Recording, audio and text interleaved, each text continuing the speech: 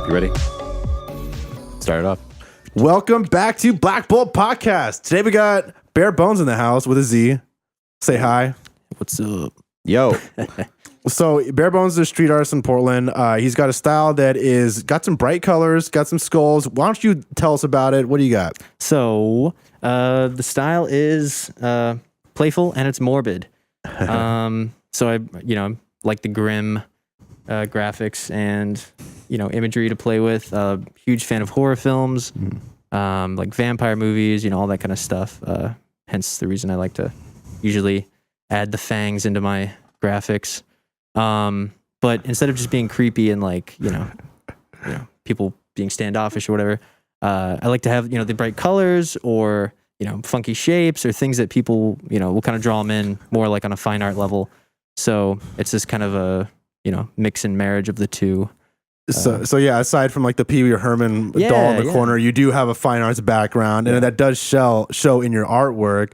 What would you say is like your favorite medium of choice? Like, what did you flourish with the most in the fine art world? Ooh, yeah, definitely painting. When I was first starting, it was like 2008. I just did my first acrylic painting, and before it was always like watercolors or child stuff or whatnot, like in elementary school. But and then I got jumped on acrylics, and I was like, holy shit, this is like amazing. I could slap down these really thick layers and build up on top of that. And eventually, it kind of segued myself into screen printing. Yeah. So when the screen printing came into play, I was doing mixed media. So I do acrylic paintings, and then I'd have my last line work or the final detail, and then screen print on top of that. And it was achieving the same kind of effect, but at a faster pace than the paintings were. So yeah, it all started with the paintings, and through screen printing, I was able to kind of start this brand for myself, because just about anything can be screen printed or made through that medium. So yeah. So yeah, screen printing is really. I feel like once you get past acrylic painting, I wouldn't say get past, but once you start experimenting with screen printing, things just change. Mm-hmm. And it's almost like your visual approach is so far widened, because it's just the possibilities are different. Exactly. There's so many different mixes and combinations you can do. With the mixed media, every time you're painting a background, you're obviously not going to try to be fulfilling in the same regions and spots. And then when you're screen printing, you're not always trying to exactly hit the exact same spot. Some people are, and the more fine art professionals or whatever look at that as imperfections, and I see it as oh shit, that's more of an option, more of a variety you can mess with. So the applications are endless. Doesn't it also kind of depend on what you're screen printing for? Exactly. T-shirts to stickers to hats to lighters. There's literally so many different things you can do, and then it's all about the technique of how am I going to get that to that surface. Yeah, but people who paint, you don't just walk into screen printing. You have to really like what you're doing to start screen printing. Yes, you do. There's so many variables. It's a mental it's a monetary investment too. You got to really buy the things, or at least find the resources. Yeah, totally. So did the transition from just fine art and screen printing? It probably seemed pretty natural going into the stuff that you do right now. What was that journey like for you? Yeah, so I was always, when I was painting, I was always striving to make things really flat and crisp, and almost no sign of a hand element. So no brush strokes, nothing messy, no dry brushing. Everything is super crispy and crisp. So doing all of that for years and years, painting, you only have one version of it. You've painted it, there it is, it's done. You could do variations of it, but the single piece of art is there. So when I got into screen printing, it was the same thing. Everything was super smooth, super crisp. It's almost no hand, work was there. But the applications are endless. You can do a million editions of one thing. There's not just one version of it. You could stop at one or two or three or whatever the fuck you want, but then you could also halfway through, if you're just doing them on paper for fine art prints, you just throw a t-shirt in there. And then you could go there. Or if you had a 7-layer print, you could do one with the first 3 layers, skip the next 2, and then that final 7th layer, but really you only did a 4-layer print with a, Yeah. So there's, I mean, like I'm getting into it, but it's like there's so many fucking ways you can apply screen printing and do screen printing and have like a totally different effect just from changing one little thing. Yeah. So, yeah. Well, how'd you break into like the street art community within Portland? Within Portland, so was there one before Portland? there was one before Portland. All right. Yeah. So originally from the Midwest, I will say officially. Growing up around Chicago, living in Chicago for a little bit, going to school in Chicago. I'd been doing painting and dabbled in screen printing a little bit, but nothing too severe. And then I got into the city and I was like, holy shit, this is amazing. There's all these wheat pastes and stickers, and it's just this beautiful community and imagery. And at the same time, when I was going to school in Chicago, I was hearing about this artist Hanksy. And now Hanksy is like a pun artist. He plays off of the work of exactly, right? Yeah. Of Banksy. Banksy, yeah. That guy who just shredded his painting for Oh my God, right?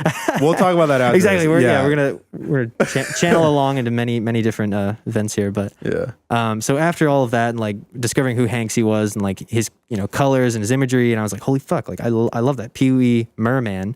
It's Pee-wee Herman. And then it's half mermaids. It's like, I don't know. So that's what this guy did? So he did all this, like, kind of like Christopher Walken dead. And it's like Christopher Walken, but he's like a zombie, like Marty McFly. And it's literally Marty McFly, but I love with that. a fly body.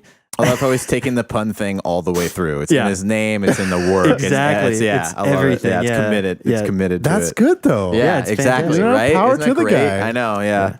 That's dope. Yeah. So, sorry. No, go ahead. No. Go ahead. No, go ahead. So, I mean, discovering who Hanksy was and, understanding all that imagery and like his work and his colors. And I was like, oh my God, this is amazing. Like, it's so easy. You could just, put it on a piece of paper and like put it out in the world or whatever, cause I've always been putting things in galleries or shows or like my, house and then nobody else gets to see them. But I was always about, giving my work or, doing art drops, like just leaving things somewhere and be like, oh, come and grab this. So to put them on, on the walls and in the city and in the world, it's like, everyone can view it and display it, for the world to see. So, after Chicago, I moved to Portland here. I was just like a couple years ago. And at that time I had like, been really getting into the stickers and like making them, through like just inkjet printers on sticker paper and like laminating with, packaging tape and like, all these little methods and ways I'd been learning to, try to make this work and like, live in the rain. And being from Chicago, like the weather sucks. The snow and like ice, gets to them and then like they're destroyed or they run off in the rain. So when I first came to Portland, I actually was talking to RX Skulls and I buddied up with him and he was super welcoming for me to Portland and like kind of invited me into the sticker niche that Portland has to offer. And a couple of months in to my visit, stay here or my move, he kind of invited me into the studio and like was showing me, his process and how, certain things work and like what the scene's like in Portland, which is a totally different scene from Chicago. Chicago's very like to themselves, like closed-minded, like I've worked so hard to get this, to this point. Like I'm not gonna, let anybody come on, trample over what I'm doing, which is kind of like Exit Through the Gift Shop where Banksy's like, I'm never gonna, teach another person ever again. It's like they've all been screwed over in one way or another. Yeah, exactly. Damn. Which, it happens. I mean, some people take a kind gesture and really just tweak it and put, take it in whatever direction they want. And like, sometimes it ends up, screwing over the people that got them to that point. So you always have to respect, who's helped you and who's been in the background of your success. So definitely. But yeah, I mean, meeting him was a fantastic asset, led to a lot of great things and opportunities. And it essentially has led me to the quality of like where my stickers are today, like to pinpoint that specifically. They look great. Thanks, man. I'm definitely a fan. Do you think there's a reason for, like, it sounds like it's not uncommon for street artists to get screwed over in one way or another, right? So I'm wondering if that has anything to do with and I'm not trying to cast any shade, obviously. But does it have anything to do with like the kind of anonymity and the whole darkness of the entire gig? I mean, you're doing stuff that's like sometimes illegal, which I don't necessarily agree with that with it being illegal. It seems silly.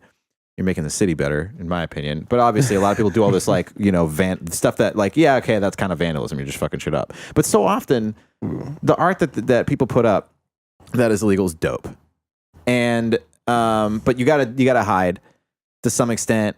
You gotta, and so networking is probably an interesting experience, right? Mm-hmm. Yeah, totally. Yeah. Do you think that's why that happens to a lot of? Because I feel like every street artist has been screwed over at some point in their street art career. Yeah, totally. In previous scenes that I've been in with the street art community, it's not like this. It's not like Portland. I've never experienced a street art community like this. There's different levels.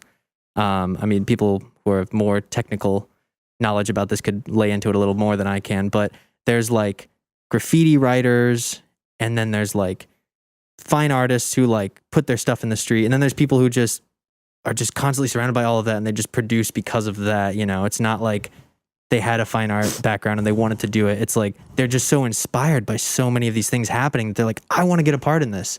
And then you draw one, simple little thing, and then you print them off at Kinko's or wherever, and now you're slapping them up, and all of a sudden you create a little Instagram page, and people are like, holy shit, like people love it. I've seen your stuff, and then it's like this really welcoming community, and Portland's like extremely welcoming for that kind of a vibe.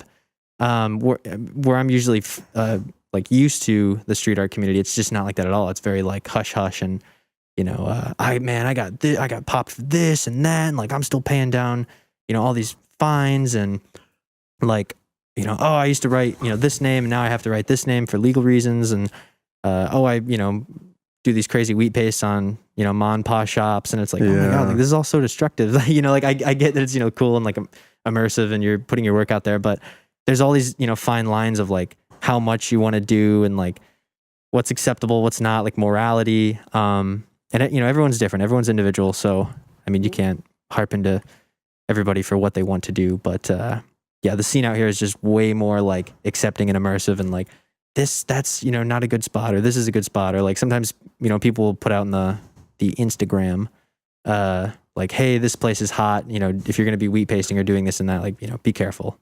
That's pretty cool. Yeah, which is really nice. It's like, holy shit, thank you. Really? Yeah. That's super dope. I mean, that exists. That's nice. Yeah, you ever utilize Reddit for that? Do people go on Reddit? Or is it mostly just I've Instagram? never really messed with Reddit, to be honest. So. Gotcha. I mean, it's a visual medium. Everyone's an artist, so it makes sense that everything's happening on Instagram. Instagram's just kind of the hub for networking right now. Anyway. Yeah, totally. It really is. I mean, the DMs, those are lifesaver. Just sliding. Yeah, just slide. Sliding all over the place. Yeah. Everyone's all lubed up, just sliding all over the place. Yeah. So I did want to talk about that Banksy thing that's going on. Yeah. That's pretty nuts, isn't it? That's exciting. But that's like okay. Banksy's an artist, but he does such extreme stuff like that where he will just start shredding his piece. I mean, how do you get to that point? I mean, at what point are you just an artist that you destroy your art? Yeah. You know what I mean? Like, that's insane. I don't know. I mean, that's him. Like, when he did that, I was like, oh my God, of course. It's brilliant. Yeah, and he's had that, like, he had like the behind the scenes footage of him doing that. He's had that for like, that was years ago. Like, he did this, and it's just been sitting and waiting and waiting and waiting and building up, and finally it was put on the auction. Yeah, and it's beautiful. That is the art right there. That was the intent and process for that piece. It's like it was meant to be shredded publicly, and everyone was gonna flip their shit. And like, I think now it's actually more valuable. Probably. I think it turned out to be like double the worth of what it went off for auction. Well, I mean, he's probably more valuable now too. Yeah. It just worked in everyone's favor. He's like, I'm here, remember? yeah, right. Damn, someone's like, I got that shredded piece. But so crazy. I mean, that motherfucker probably was in that crowd or had somebody in that crowd. Oh, I bet. And was like, dude, someone was filming like, it. Yeah, it was totally like remote controlled. Like, I don't know how on earth somebody would rig that, but it's beautiful. Like, just like X-Acto blades, bolted to the bottom. I had so many questions. Yeah, exactly. There must have been like batteries like lining the frame to make sure that it wouldn't die. Yeah, because like there's no way that it would just do it on its own. Like somebody had to trigger it, like a garage door opener kind of thing. Something that like it never just would dies. roll it down, and then it's like slice. Wait, hold on. explain what happened. So yeah, Banksy had this piece, and it was a really simple stencil. Yeah, it was not. It was like a anything heart crazy. balloon and a little girl, and it's like the balloon is flying away, and it's like Typical loss typical of hope Banksy. or Yeah. loss of humanity. You know? And what he did is he like fastened a bunch of X-Acto blades to the bottom, and then hid it inside of a gold frame, which looked nice. Mm-hmm.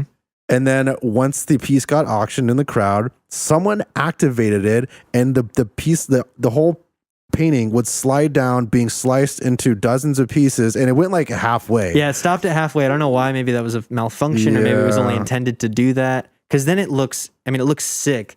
The fact that it's like half Yeah. there and half not. Yeah. And everyone in the crowd was just confused. Yeah, as they're just hell. like, what? Oh my god! That is And the guys, you can hear the auctioneer in the background. He's like, "Oh yeah, settle down, guys." They're like, hold on. You know, and they're just like, quickly take this away. Yeah, they carried it away. Oh my god, it's so crazy. That's Brilliant. amazing though. Like Yeah. I love that so much. So was it was essentially the bottom half was frayed and the top half Yeah, was exactly. It looked like it just went through a Exactly. shredder. It was Yeah. just dangling. yeah, Brilliant. beautiful. How does that inspire you as a That's street very artist? inspiring. I love Like, that. like how, like, do you see anyone around that does anything similar to that, or is planning something? Like, I know you can't No. talk about plants, but Yeah, no, I have no idea. That was like I've never heard of that before. I mean, some people destroy their art, like kids in art school. right. But sometimes it's malicious intent, and that is the art piece to like make something beautiful and destroy it. I think that's a very kind of common subject to play with. I mean, sometimes I play with that kind of a content. It's like this morbid thing, and I'm playing with it, but it's really like not really nice. Yeah, artists can be obsessed with destruction. Yeah, for sure. And I think that could just because a lot of them are going through a hard time, and they want that to be their form of a release. Exactly. Yeah, and a lot of art does stem from like hardship and pain and suffering. Do you think that has anything to do with the common theme of skulls and death and like kind of mutilated people in street art? There's a lot of people that do stuff like that, and also like they enjoy. It seems like they enjoy juxtaposing that with the brighter stuff, the cool colors, or some Disney shit. Yeah. Or And I think that's like a love of Halloween and I think you're right. No, I mean that's probably true. Yeah. Honestly, do you love Halloween? I love Halloween. Yeah. I love it. Halloween's pretty great. So it's ready coming up for this? soon. Yeah. A few weeks. Yeah, exactly. It's gonna be And great. then there's the people like Wokeface who have Right. extremely happy, and it's rainbows Yep. and bananas with they're smiling and stuff. Yeah. And then there's Scam, who's Yeah. it's just complete Just dark. opposite. It's great, Yeah. yeah. And then there's Ace Troy who's somewhere in the middle. He's right doing there. all this he's doing this happy pop stuff, but he's making it dark Exactly, for you. and But pornographic. And he Right. He actually was bringing up how he doesn't like to take it to make it too dark. Yeah. Like he's got a threshold he likes to hit Yes, that milligram. yeah. I thought that was pretty interesting. Yeah, yeah. But yeah, tell us about these props that you brought. Oh, yeah, yeah. So I was roaming one day at TJ Maxx, and I looked down and I said, "Hey, you'll do." Some good TJ Yeah. Maxx finds, Yeah, man. right. Yeah, no. This was TJ Maxx. This guy actually, this is a great one. I love Pee-wee Herman so much. I love everything about him. Doing a show, actually, all entirely Pee-wee Herman themed, very soon, within early 2019. That's going to be with the Team Up Ghostland, which I'm working with, which I can get into more about that. But Pee-wee Herman, great, love him, having a show. So I was at a guitar shop growing up, and they always had these Pee-wee Herman dolls like staggered around, and I've always wanted one. They're very hard to come by, and like usually they don't work. This guy doesn't work very well. So it's like somebody dropped it in a toilet or something. Yeah, I gotcha. But so there was Oh, poor Pee-wee. Poor you. he'll stay right here. Yeah, there you go. But so they were in the guitar shop, and he's sitting on the drums, and I was like, "Hey, how much for that Pee-wee doll?" And he's like, "How much you wanna give me for that?" It was like $15, and he's like, "Sold." And I was like, "Okay, sick." Like that's so yeah. much. It's worth so much more than $15. But Why do you like Pee-wee Herman? I don't know, man. He's like this adult who's like a kid. I mean, it's like Peter Pan, like 2.0, you know? Wow. He's got white loafers. He's got white loafers always, the tequila. Oh my gosh. He's been out of commission for a yeah, while. so Pee-wee Herman's, he's this playful, crazy, kooky character who's just trying to have fun. He's like all the imagery and the content's really fun. Great colors, very Art Deco, very 80s infused.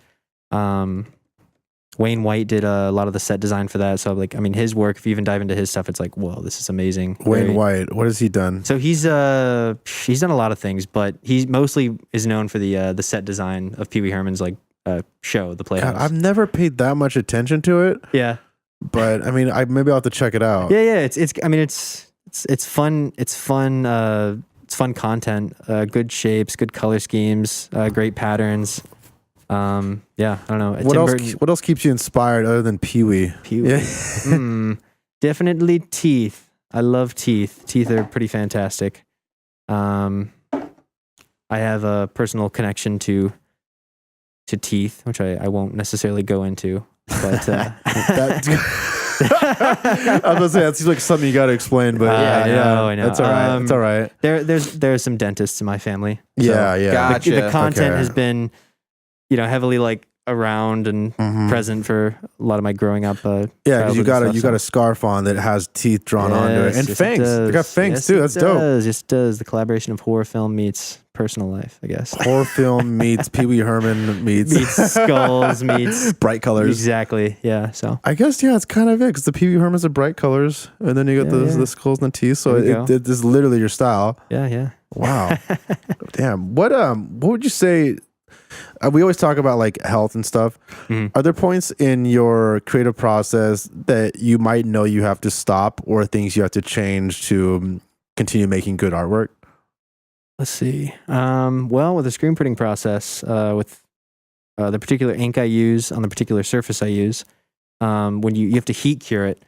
So getting technically into health, it doesn't create a lot of like white smoke and like smog. So I have to have like proper ventilation and masks. And if I don't do that, I'm going to probably, gain some good old cancer. But yeah. Other than that, just to constantly be working at your craft. I mean, daily I'm trying to do things, design things. I have like a drawing tablet I use for just about everything I do. And I don't use like Illustrator. Everything is done like straight up in Photoshop. So you can say drawing tablet like a Wacom? Yeah, like a Wacom. Yeah, okay. So a Wacom tablet. I love those things. I have a few of them. They're fantastic. Yeah, so that's essentially been like my sketchbook. I do a lot of like sketchbook work and stuff, but just drawing on the tablets is, that's how usually I keep the daily grind. But whether it's that or, painting or, taking photos of things you like, as long as you're doing something creative each day, I feel like that helps the, the health and the, mental stability of all that stuff. So it's true. I mean, you have a day job. I do have a day job. Yeah. So you got to balance that somehow. Yeah, exactly. And I'm sure we often talk about how people do their art to make themselves not go crazy from their day job. Yeah. How do you balance that? So currently my day job it's pretty fun. I do a lot of the graphic work for that. Oh, nice. I've done some of the screen printing for the clothing for the company. So you're able to integrate your art into your day job. Yeah. That's super awesome. Yeah. And I would consider myself very much so like a prolific multimedia artist. Like I really do try to constantly be, producing work. And it's not only screen printing or, T-shirts or paintings or stickers. Like I do a lot of, digital media stuff with, the collage stuff or video work, photography, photo manipulation.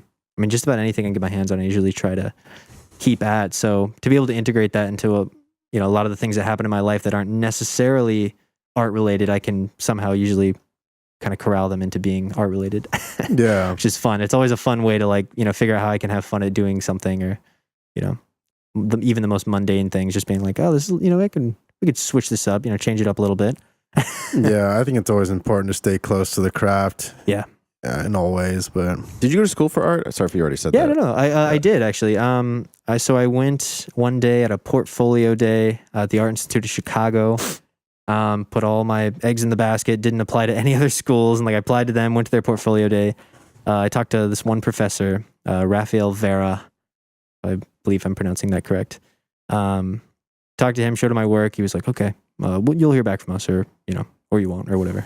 So I left, and I was like creating all this work, and I was like, okay, that was really stressful, and I waited, for so long and so many hours. And then like a couple weeks later, in the mail, it was like, congratulations, we gave you X amount of money to, come to the school. And I was like, oh my God, I was like, I'm going to that school, I guess. So I went there for a year, and that was a part of the whole like immersive situation of being like smack downtown. I'd never really been smack downtown before, like, you know, in a constant commute. So seeing all the street art and the stickers and stuff, it was just like, what? So you got started in school with street art. Yeah, that's kind of where it initially began. I mean, I was doing all the fine art prior, but yeah. So then after that, while going to school there, I was really assessing like what I was as an artist and what I wanted to do and what I didn't want to do. I had some professors that were the literal like tear the paintings off the wall and like, you know, this is trash, this is shit. But you know, it's like, I see that you're trying to push me to be better, kind of thing. It's like the Whiplash mentality, man. Yeah, exactly. Yeah, 100%. Yeah, that was a great movie. But great. yeah, precisely. So, you know, that was a shock. And then I had all these people I was going to school with that were, it was obvious that they, you know, were super well off, didn't have to work any day jobs. Like I was grinding every single moment. I actually was failing classes because I had to work so hard in my free time. So I had like no homework time, and it was just like, it was a really stressful situation. It was like the most stressful I've ever had, you know, in my life, having to juggle everything. But there were some kids there that would like, you know, spend all this time and energy and do this sick project, and then they would ride on that for a few months, and then they'd kind of come out with something else, and then they'd ride on that for a few months, and they'd, you know, be all into the, you know, real trendy, you know, taking photos next to toilets and dumpsters and, you know, all the bright colors and by hairstyles. a bright wall. Exactly. So it's like, okay, like, you know, I'm going to school with like 80% of, you know, these kind of, you know, folks. There's nothing wrong with, it's fine. But you know, if you're trying to grind and be a current artist, you know, it's not necessarily the venue you need to be surrounded by. So, you know, the other people I was working with were fantastic and super inspiring. And I was like, oh, you know, oh my God, how are you doing that? Like, it's all about learning each other's process and seeing what they're doing, what you're not doing, and then, you know, seeing where you could, you know, change that or mix that. So after that, I left school for a year, and I went back to like suburbia Chicago in the Midwest, and was like bunkering down, and I had some screens. I'd been doing a little bit of screen printing, but I made this one like super successful screen print that was like a skeleton kind of guy with a baseball cap, and similar to what I look like today.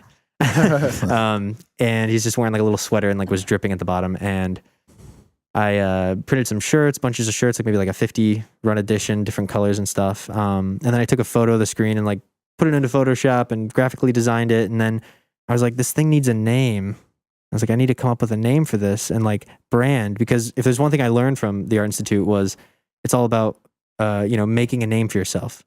And my real name, like it didn't flow with my work. I'd always been attaching it to my work, and it was like, you know, good among the elderly crowd and like the parents and the, you know, my friends in high school and the buddies and stuff. But as soon as I attached Bare Bonez to my work, everything started blowing up. Like all of a sudden my Instagram was getting all this attention and attraction, and the shirts were selling, and like screen prints were selling. And I was like, oh my God, like this is nuts. Like now that I'm able to integrate this brand name and this facade to like, you know, what I've been doing for years, you just, you know, gained a lot more, you know, like snowballed essentially. So I was like, okay, well, you know, fuck my real name.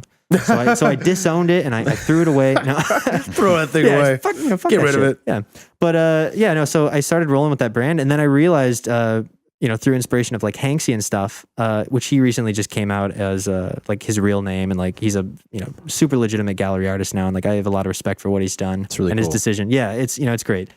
But the anonymity is fantastic. Like I love the incognito and like, you know, this, you know, perception people might be building of who and what you are. And I like, you know, I like to have this kind of hard exterior, more or less, or like, you know, what people might be fathoming to themselves. But when you meet me, I'm like just a super teddy bear guy. Like I, you know, very friendly. Yeah, you're very friendly. Yeah, for sure. You know, so far. You know, you mentioned how Hanksy came out, and I know for a brief second before this, we did talk about how street artists, when they start making money, they might get criticized for selling out or things along those nature.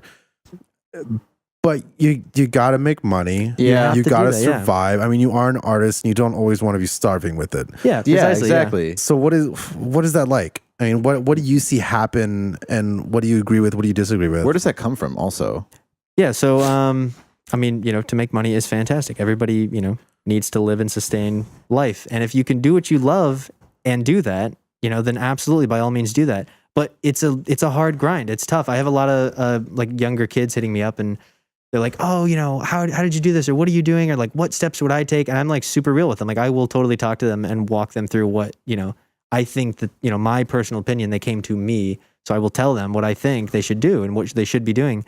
And it's, it's to grind and be, as prolific as you possibly can. Really push your work, but don't push it on people. Don't be like, buy this. I have this for sale. This is for sale. These are for sale. Like, you have to be, reasonable. You can't be like, crazy like that. But, I mean, if you produce a quality craft and you're able to, market yourself and put it on a medium that's, tangible and, easy for somebody to obtain, for a lower price, then it just, it brings attention. It brings, I guess the hype or whatever, to the artist. And, it's not for everyone. Some people are just like, I just want to sit in my studio and, make my paintings and, do my thing. And like, I don't need to, put it out there, which is fine. I did that for years, but it wasn't until like the past three or 4 years that I started doing the Bare Bonez that I was actually able to make what I wanted and fund what I wanted. So, it just kind of becomes a hand-in-hand thing. If you're able to make that transition and keep up, I mean, and it is a lot to keep up with. You have emails and the DMs, to stay in tune with, and a website, and making sure everything's clean and crisp and It's a brand. available. It's a brand, and you're literally like usually a one-man show, unless you're a husband and a wife or a boyfriend and a girlfriend running a thing and like doing a thing, which I have a good friend of mine who is doing something like that. It is a little more manageable that way, but unless you don't have, you have that, it's a lot of work and it's very time consuming. So currently that's what I am always trying to balance is girlfriend, work, social life, art, and like there's all this, there's like a totem pole of what needs to be achieved, in a day's work or a week's work. So, I mean, to find that balance, and then also, being able to make money from what you're doing and then have a day job and like, there's so many elements into it. I hope that answered a little bit of the question. Yeah, no, totally. Yeah, And absolutely. I think it's interesting because I went to an art institute also. I went to the art institute of Portland. Oh, cool. And I definitely noticed how, exactly like what you said, how focusing on a brand is extremely important no matter who you are. And that's something they really enforce. Yeah. And I think street artists are doing that in such a powerful way because they can't be themselves. You can't just be like Bob Smith. You can't do that. No.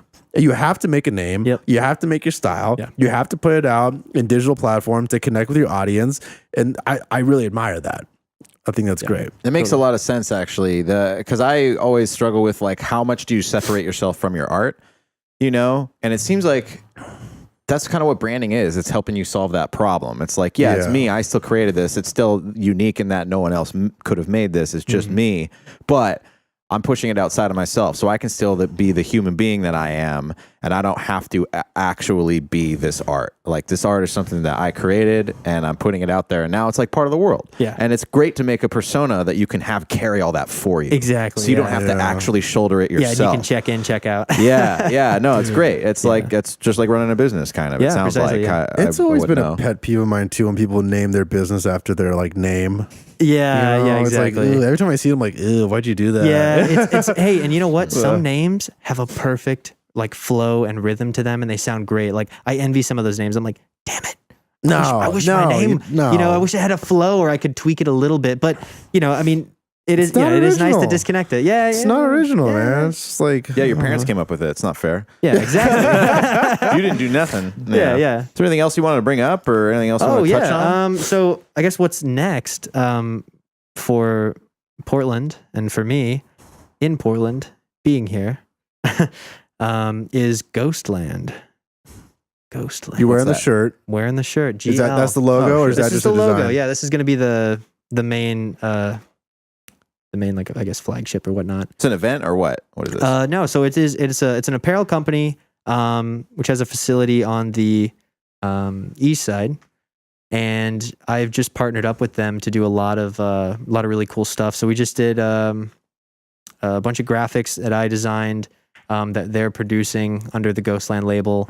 We're doing some mural work. We have some shows in store for the next year. We're doing a bunch of like photo shoots and opportunities at local skate parks and giving kids T-shirts and just making a really immersive, kind of collective community thing. So before, it's always me trying to, figure people out and who can play a part in this and who can play a part in that. But my business partner I'm working with now, he's really on the ball. He knows exactly who and what and, all the legalities and, all this stuff because, it's things you have to worry about. It's not all fun and games when you really start to get serious and really grind into the hustle. So we're working together with a bunch of different artists, RX, Wokeface, an artist called You're Welcome for video work. I could name a bunch of people, but we're going to be just doing a bunch of really cool, fun things, collective art shows, and yeah. So we'll see what's to come with that. But for now, yeah, that's the next chapter. That's cool, man. Yeah, Ghostland. Any events or anything coming up? Yeah, so we're going to be doing a Pee-wee Herman show. All the details Hell yeah. all the details are still getting ironed out and buffed out. But yeah, so it's going to be kind of a just Pee-wee theme show. And the goal actually is a lot of people, you bring up Pee-wee Herman, they're like, oh, he's gross. He's like that pedophile, isn't he? It's strange, yeah. Because it's like, he's with kids. He did a kids show thing, and then like he got in trouble for some kind of gross sexual conducty vibe thing, right? That people think. And then they're like, oh, he's a pedophile. That's exactly what he did. So pretty sure he got caught jerking off in a porno theater, but it's a porno theater. Yeah, so there's been worse things. There have been worse things. But I just want to lay out exactly what he did, just for people who don't know. But yeah, you almost made it sound worse than it was in my opinion. I was building it up that way, and I apologize. I'm trying to put you in the mindset of what some people react to when I bring that name up. So the goal with the show, by all means, not trying to advocate for that. But by all means, but the show is going to kind of be like, hey, this guy was cool. He's not a pedophile like you might be thinking. Yeah, I don't know. It's not going to be like Pee-wee's not a pedophile show. That's not the goal. But you keep trying to explain it to people, and eventually just becomes that type. No, I'm just kidding. I'm totally kidding. It's not that. No. It's not like that. Come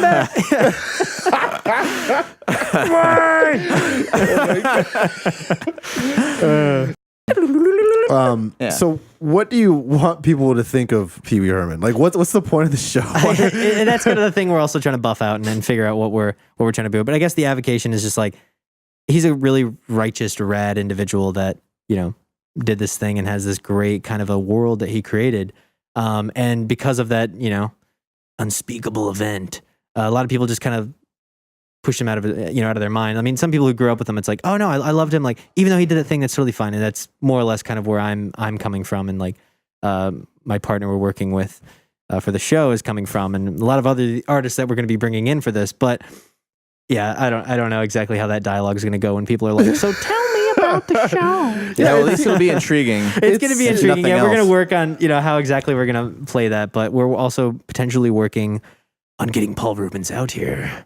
So we'll see. What? We'll see. Oh. Yeah. Dude, that's fine. I was gonna make a joke about that. That's crazy. That would be yeah. So that's Pee-wee Herman actually shows up to the show. Yeah.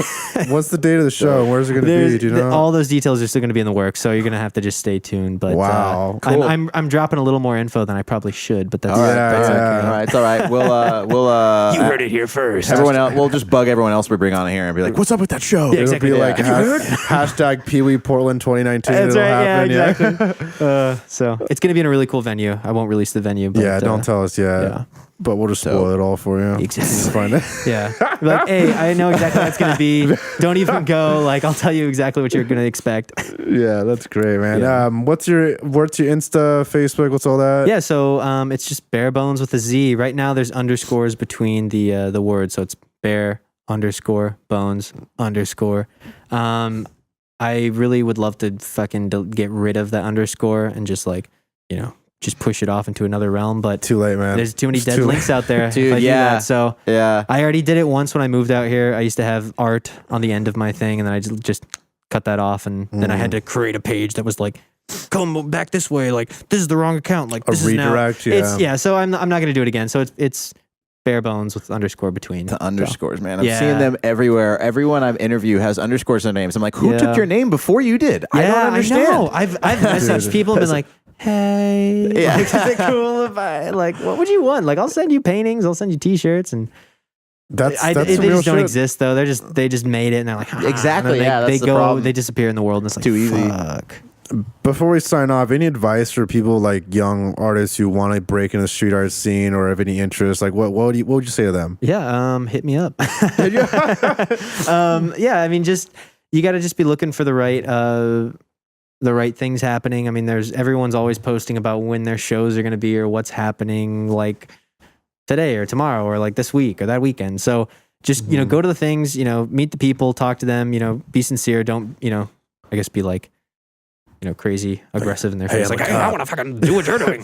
But, Yeah, Totally. I've had some people like that. I've had some people just really, ballistic, and I'm like, hey, like, chill. But, just be real. It's always going to happen. And the more genuine you are and honest, like with what you're wanting out of something is also going to really, go a lot further than just either trying to copy someone and then be like, hey, I've been copying you for years. Like, I want to do what you're doing. Or dude, that's art in happens. general. I know, man. and that it's all like a smorgasbord of a buffet of content. I mean, nothing is original. It's just about impossible to be original today. Billy Idol once said, back in the 80s, he's like, you could feel the creativity. Like there was still so much to create, but I mean, things get muddled and time goes on and things happen, and to be able to stand, push through that and, be kind of that needle in the haystack is a good thing. And a lot of people do achieve that with the particular content they're doing or the medium or like the twist on something, that's been done before. Like, it's fantastic. Artist Bryce Wong, actually, I just did some work with him. He just had a show this past weekend. Right. Yeah. I mean, his content looks crazy. Yeah, it's fantastic stuff. I mean, his content's, very like, Greek model heads and the Peanuts and, Mickey Mouse, but he puts this different kind of a twist on it, and it, it freshens it up and, puts it in people's face and be like, hey, don't forget this happened, but, I'm also doing something with this, and it's, totally radical and out there. And I really appreciate what he's doing, but, yeah, it's just staying relevant. Yeah. For Stay sure. relevant. Stay real. Stay relevant. You got to check him out. We got to bring him on. We should. frankly. Yeah, Bryce he's great. Wong. He's a good guy. He's dope. All right. Well, thanks, man. Thanks for coming on. For and, sure. Absolutely. and Appreciate everything. This is good advice for people who are up and coming, and you seem like a really friendly dude. And it's comforting to know that there's friendly dudes out there in the street art community. Yes, for sure. And that Definitely there in Portland. and that there even can be a street art community that gets built and like a collective. I mean, it's got to be inspiring.